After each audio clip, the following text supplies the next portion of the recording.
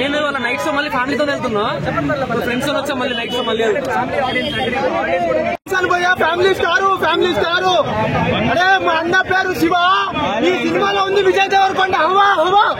అరే సినిమా బాలేదు అంటే ఏమన్నా 200 కోట్లు ఒకటే వారంలో వస్తాయి. 200 కోట్లు సినిమా మామూలుగా తీయలేదు.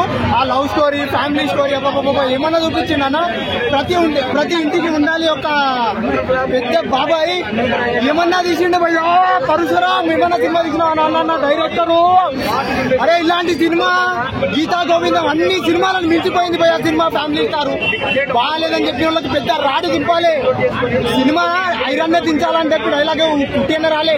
థియేటర్ ని రాడు దింపాలని చెప్పి బ్లాక్ బస్టర్ సినిమా 1000 కోట్లకు దగ్గరికి వెళ్లాల్సిన సినిమా ఇది. దీన్ని దించాలని చెప్తే దించలేదు. ఎందుకంటే ఫ్యామిలీ సినిమా, ఒక ఫ్యామిలీ ఎమోషన్, ఒక ఫ్యామిలీ కోసం, ఒక ఫ్యామిలీ పర్సన్స్ పేద కుటుంబం ఎలా బతుకుతుంది ఏందనేది మొత్తం సినిమాలో చూపించిండు. ఒక పేదరికం నుంచి ఎంత హైకి వెళ్ళాలి అని చూపించిన సినిమా. చూడండి, తప్పకుండా చూడండి. అది పేరింగ్ చాలా బాగుంది, కాస్టింగ్ అంతా చాలా బాగా చేస్తారు. రిచ్ గా ఉన్నాయి విజువల్స్, ప్రొడక్షన్ వాల్యూస్ ఎలా ఉన్నాయి? ప్రొడక్షన్ బాగుంది. ఇంకా దిల్ రాజు గారికి అనిపించుకుంటారు ప్రతిసారి ఫ్యామిలీ మూవీతో దిల్ రాజు గారు వస్తే సినిమా బాగుందన్న, చాలా బాగుంది.